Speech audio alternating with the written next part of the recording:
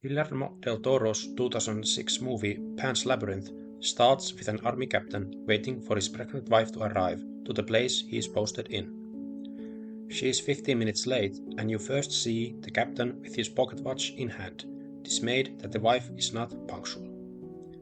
The year is 1944, and we are in Spain, under the regime of the fascist dictator Francisco Franco.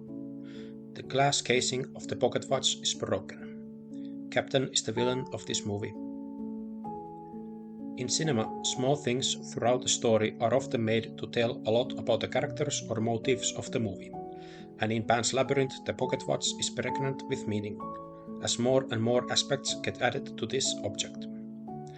At first you think that it only shows how rigid the captain is, how much he values strict order, especially since he is a military man and a fascist. A little bit later, this trait is underlined more as he is seen cleaning and fixing the mechanism of the watch. When you realize that the captain is a complete psychopath, you think that this explains the broken glass casing of the watch. There is something wrong with him, the character itself is broken. Later on, however, there is a dinner scene. One of the guests mentions to the captain that he actually knew the captain's father. He was a fine military man, but there is a story and a rumor going about. When he had been shot in battle and he was dying, he had a pocket watch that he broke on a rock, and he ordered the watch to be brought to his son, so the son could know the time when a real man died. Is this story true? The guest asks.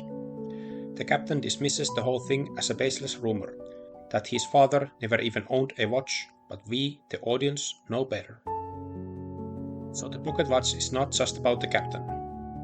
For one, there is something generational going on, as the captain's father probably wasn't much home as he was out there fighting in the war, so there is a distance between the father and the son. And in the end, the most important thing that he wanted to import to his son anyway was about the ultimate importance of combat and battle and death. Not only is the captain broken like the watch is, so was his father, but it doesn't even stop there, as there is something truly broken in the heart of man, or at least in this kind of man. American President Theodore Roosevelt once held a speech in the Naval War College, where he said that the war will save us from materialism.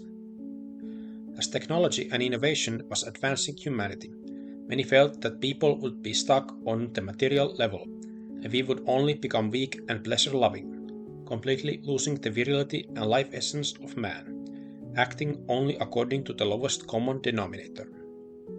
Many in the 1800s and 1900s didn't see war as a negative thing, as it would push to the forefront the greatest virtues of humanity: courage, self-sacrifice, working together, unity between the fighting men, and cohesion of society against an enemy.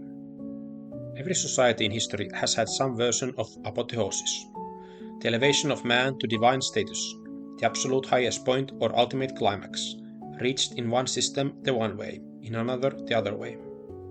Fascism was the continuation of the warrior culture of the old world, pregnant with the heady daydreams of knights locked in glorious combat, honorable duels, and so on.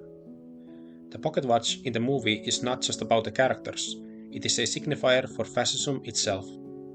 The technological innovation and motorization of man of the 1930s and 40s is there, so is the desire for order, since the object is a complicated pocket watch, which can't function without sophisticated parts and precision.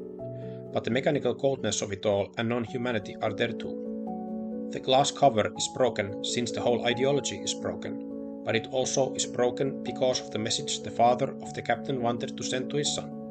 Know the time when a real man died. War and death in honor are also carried by this one object. The whole of fascism is there. In storytelling, the characters and events portray the abstract messages that aren't easily told without the framework of the story. In The Lord of the Rings, the ring of the Dark Lord Sauron is able to poison the hearts of anyone who carry it, so it becomes almost impossible to find someone who would be able to withstand this cursed object and cast it to the fires of Mount Doom, so the ultimate evil would finally be destroyed for good. However, the small creatures called hobbits, modest folk without a history of great achievement, prove to be the most able to bear this burden. In their modesty, they are also the most genuine and pure, the antithesis for what Sauron is. At the very end, however, even the hobbit Frodo finally succumbs to the darkness of the ring, becoming unable to throw the ring into the fire of the mountain. Another creature, Gollum, a wretched being who has been tortured by the desire for the ring for centuries, jumps Frodo and they grapple for the ring. In the fight, Gollum falls into the fire himself, clutching the ring in his hand. Sauron is destroyed through the unintended consequences of his own machinations, as the evil he has spread in the world ended up being his own undoing. No one will ever be able to bear the evil of the world indefinitely, says this message, but the evil in the end, in its boundless greed and poison, will destroy itself, as it can't build or create anything, only cause destruction and decay. Sooner or later, this energy will come back to its source, since the world has been filled by it. Looking at the destruction and decay of empires in history, you can see this as a parable for events like these. So here we are, after briefly looking at these types of messages. The question rises, what are the underlying messages in the most important stories in the history of the world? What is the signifier of the Bible? What is the pocket watch for God? Human beings are really born into a peculiar predicament. On one hand, nothing in nature is like us. Nothing else has our intelligence and the achievements that have come because of it. And we seem to be able to master the nature and our environment more and more. But then on the other hand, we are just as much animals as any other creature on this planet. We need to eat and sleep, we can be frail, we get sick and die. From everything else in the world, we are elevated, like we have been given a taste of something greater, but it doesn't amount to much more than just a taste. There is a glass ceiling that humanity has hit its head into all this time, and it seems to have come way sooner than it really should have. Man is in a sense stuck, spark of the divine in a decaying matter. This causes anxiety, and the basic dilemma has not gone anywhere, and it doesn't really seem that we can solve it anytime soon. But if we are stuck, could it be that God himself is stuck too? Many across the centuries have pondered the motivation for God to create the world and man. One strain of thought goes that as God was stuck in hellish loneliness, he really couldn't properly exist. There is a pervading idea that things can only truly exist if there is a consciousness witnessing the thing in question, and God was in a situation where he needed to create this sorely needed consciousness. I don't quite get this idea, but I guess you could say that, for example, before we knew that the Dead Sea Scrolls were hidden in the cave and no one alive knew anything about them, they might as well not even exist. But for something to be able to witness God, it would have to be more than just an animal. So God created man, a being in his own image, and all was well, as man was in paradise. However, there are many peculiarities in the Christian story, and it all starts right at the beginning. God leaves something out of the creation of man, some ingredients are not included, and he specifically points out the tree of good and evil to Adam and Eve. They are never ever allowed to eat from this tree, since they will gain forbidden knowledge, and this God cannot stand. Adam and Eve agree, but a serpent, Satan in the form of the snake, persuades Eve to break the promise and she eats from the tree, telling Adam to do so also. Now they realize that they are naked and hide from God as they hear him coming. Surprised, God realizes what has happened and he says, quote, "The man has now become like one of us, knowing good and evil. He must not be allowed to reach out his hand and take also from the tree of life and eat, and live forever." End quote. He casts Adam and Eve out of the paradise, and now they have to work for their living, and Eva must suffer in childbirth. There is something off about God's relationship to man. For one, he must have a consciousness present to witness him, but then he absolutely cannot accept for this consciousness to be at the same level as he himself is. In many Bible stories, man either tries to elevate himself to a higher level, or God in a way gives a man the chance to do so. But either way, God becomes enraged when this happens and he punishes man. The story about the Tower of Babel is a good example.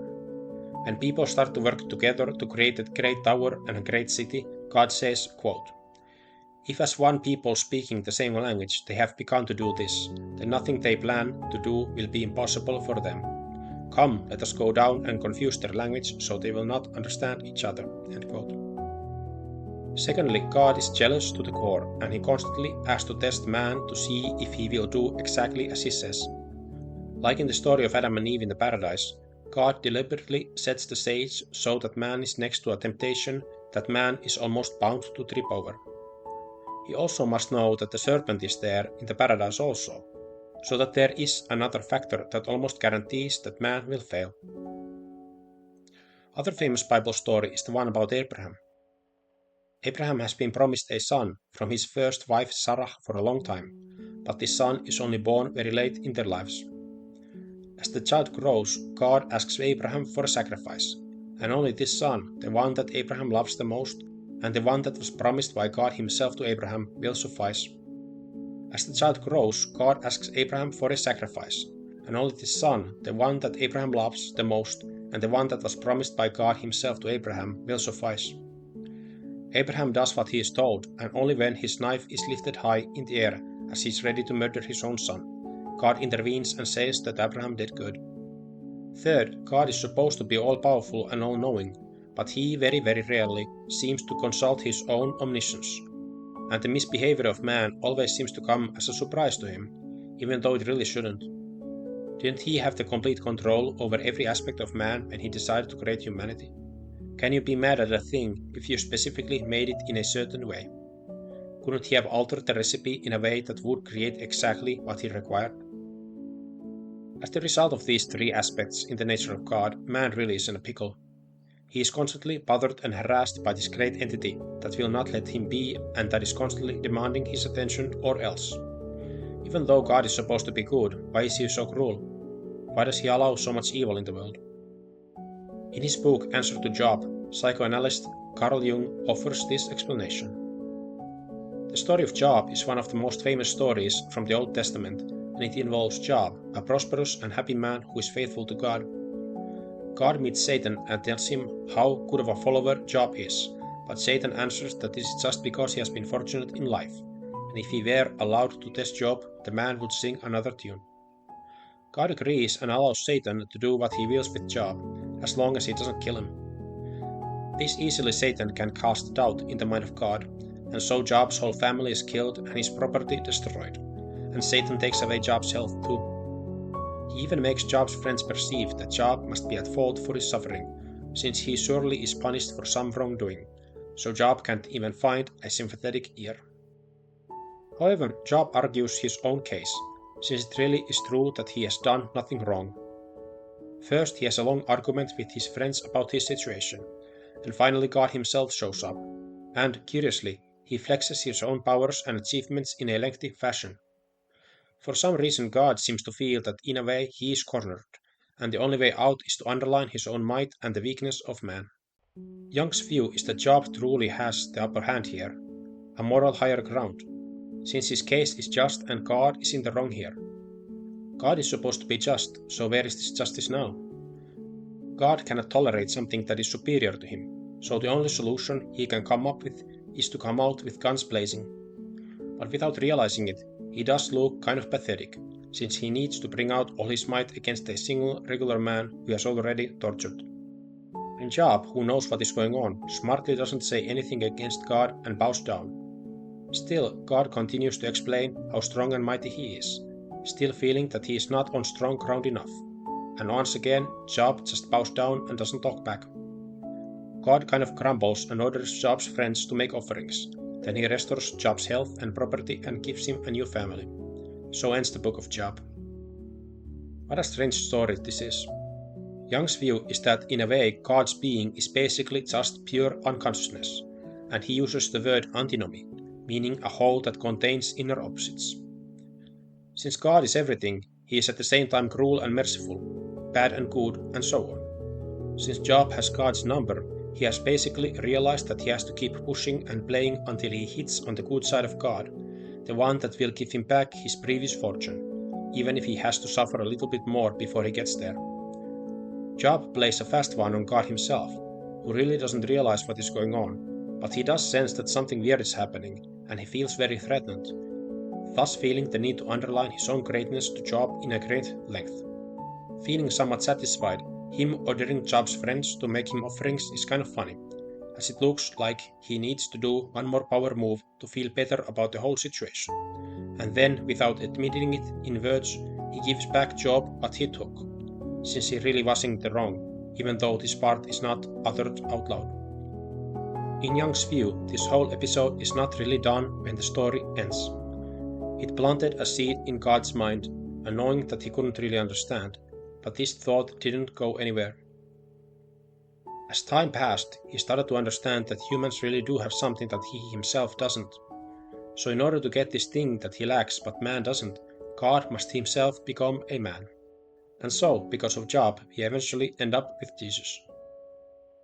This is my personal take, and I don't know who else has said something in this manner, but I would think that self-realization comes from facing limitations and obstacles. If you can just push through everything and anything, you never will have to stop and start thinking. For this reason, winning just feels good and that's it. But losing forces you to face what has went wrong. Why did I fail? What do I need to do to get through this or perform better next time? God is all-powerful, so he never has to stop and self-examine himself. But man only faces challenges and he has to devise ways to make it through the day. God cannot self-examine due to his omnipotent nature, but with Job, a pure unconsciousness starts to move towards a sort of an individual consciousness. Jesus is created and set into the world, a being that at the same time is God himself but also purely human. For this reason, I would say Jesus of New Testament preaches about mercy and how we should treat our fellow men with kindness and goodness. Jesus himself experiences what it means to be a man, just a regular person, and he understands the depth of human suffering. This is a huge change to the God of the Old Testament, who is cruel and vindictive. Still, the basic configuration of the New Testament is very peculiar, if you start to think about it. God has sent Jesus here to die for our sins, but again, this is something that God has just set himself to, since it only is he who decides that someone needs to die for him to be satisfied with his own creation, who, once again, was something that he had total control over as he made it. Despite Jesus' many teachings about mercy, the God proper seems to be just as bloodthirsty as ever, as he is demanding a human sacrifice, who now is also literally himself. Also, you can draw some parallels to the story of Abraham, as the sacrifice has to be someone's son, although it is now his own son. I really don't know what to think about this part yet, so I will make a separate video about it sometime. At any rate, for Jung, the point is that God now finally starts to understand human suffering, and his character changes to a more merciful version. He gains perspective and becomes more of a consciousness, rather than staying as pure unconsciousness. However, it all changes yet again when we arrive to the Book of Revelation. The Book of Revelation reads like a fever dream or a really bad psychedelic trip. Gone is the mercy of God. Jesus himself appears, but he also is transformed into the Lamb of God, a monster that appears to be slaughtered, but it also has 7 eyes and 7 horns. First, God tells about his displeasure with several churches in Asia, threatening them all with violence if they don't change their ways. And then he anyway lets Satan loose. There are great battles, pestilence, famines, and societal upheaval, and most of the people in the world are killed violently. Exactly 144,000 people will be saved, and there are numerous ways of how the Book of Revelation has been interpreted. But whoever wrote this last book of the Bible certainly was obsessed with sex. Sexual impurity is the first thing in his mind, and the ones that are saved are the ones that have been sexually pure. Considering that sex is the one thing that allows human species to continue existing, and having offspring is the main purpose for any living being, it is weird that the most pure ones are the ones that deny this very basic aspect of life. Only those that deny life itself are worthy of eternal life. My point here is that it really does not seem that the plan with Jesus bringing mercy into the world has worked at all. Why does the Bible have to end this way? It seems to me that Jesus could not survive the contact with God proper, and in the end God just reverts back to his Old Testament ways. His basic nature denies the understanding that he requires, and his project with the creation of a God-man does not pan out. The loop is complete and God is back to the starting square, just like we humans cannot get any higher despite our constant attempts at elevation. Jesus himself is not even in the shape of man anymore, as he is transformed into something completely different, completely non-human. No matter how lenient you would be with your interpretation of the Book of Revelation, the end of the world will be filled with horrible violence and suffering. Again, God cruelly requires from us obedience in the most unfair way. This, I would argue, is what leads to the ultimate message of the Bible, whether or not anyone who participated in writing or editing it realized this fact or not. Just as we are stuck in being just humans, God is stuck being God, and because of the basic dilemma of our existence, how we are higher animals but still just animals, the God we have created for ourselves has unconsciously been given an equal dilemma. He is just obsessed with us as we are obsessed with attaining divinity. In my examples with Pan's Labyrinth or Lord of the Rings, the messages here have been put into those stories deliberately, but with the Bible I would argue that the whole thing there is mostly in an unconscious manner. Like in art therapy, a story has been told, but some of the aspects there have just appeared spontaneously, telling about something that the writer didn't originally intend. The story of Job is not the only instance in the Bible where man gets won over God. Other famous story, a very interesting one, is about Jacob wrestling with God. As Jacob is coming to meet his brother Esau, a man who he has tricked out of his birthright and their father's blessing in their youth, Jacob becomes antsy. Maybe Esau still wants revenge, so in order to appease his brother, Jacob sends his servants with gifts ahead of him, and he splits his own convoy in two, placing his family in the other one so they can escape if Esau attacks. In a long line, Jacob will be the last thing Esau will see, and Jacob has no idea if his gifts will have calmed his brother's rage. Alone in the night, Jacob waits. Except that he suddenly isn't alone. A man appears from nowhere, a stranger, and Jacob has to wrestle with him. They grapple the whole night, and the stranger is defeated and he cannot escape Jacob's grip. With foul play, he uses supernatural abilities to force Jacob's hip out of its socket, but Jacob still won't let go. "You have to bless me," Jacob demands, and so the man blesses Jacob. When Jacob asks who the man is, the man just wonders why Jacob is even asking. Then he renames Jacob to Israel, meaning a one that strives with God. The title of the chapter is straight up Jacob Wrestles with God. This is one of the other instances where man bests God, and interestingly, God is okay with it, and he even seems happy that Jacob was able to win. Just because man is stuck being what he is, it has never meant that man would not try to breach this barrier. Everything we have ever done as a species, I would argue, has been an attempt to get to a higher state, despite God being the way he is, cruel and vindictive and all-powerful. People have, deep in their hearts, believed that we can and will, at some point, get to where he is, as equals. This side of us speaks through the seams of the Bible, at least every now and then. These are the thoughts of today. Thanks for listening. Have a good one.